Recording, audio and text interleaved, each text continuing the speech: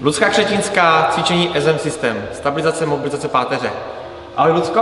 Ahoj Vojto. Co bys si nám o sobě řekla? Jak dlouho cvičíš obecně? Nemyslím teďka jenom SM System, veškeré lekce. Tak cvičím poměrně dlouho, řekla bych tak od roku 97. Nejprve jsem cvičila dynamické formy cvičení, klasický aerobik, body styling, bosu potom začalo, takže dlouhou dobu jsem se věnovala cvičení z bosu. A teďka v posledních 2 až 3 letech jsem se přeorientovala a začala jsem cvičit SM System.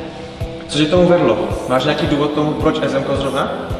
Vedlo mě k tomu můj zdravotní problém, který se naskytl a moje fyzioterapeutka mi doporučila toto cvičení, takže nejprve jsem si to cvičila sama pro sebe, naučila jsem se to, pomohlo mi to, takže jsem si řekla, že bych se mohla tímto směrem jakoby přesunout od těch dynamických forem a pomoct tak i ostatním lidem, které bolí záda a naučit je cvičit tady tuhle metodu cvičení, která pomáhá. Mají se lidé čeho obávat na tvojí lekci SM System? Nebo prostě může člověk přijít a z ničeho nic cvičit, musí mít nějaké základy nebo cokoliv?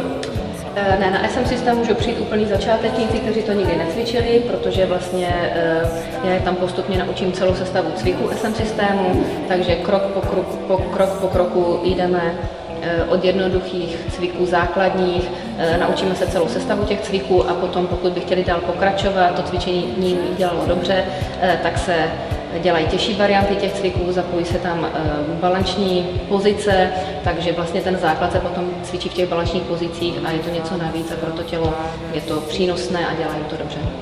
Výborně, tak já ti děkuju. Zkus něco vzkazat svým potenciálním klientům, nalákat je. Pokud vás bolí záda nebo máte pocit, že nemáte vzpřímené držení těla, máte sedavé zaměstnání, přijďte vyzkoušet SM System, myslím si, že by vám to mohlo udělat dobře.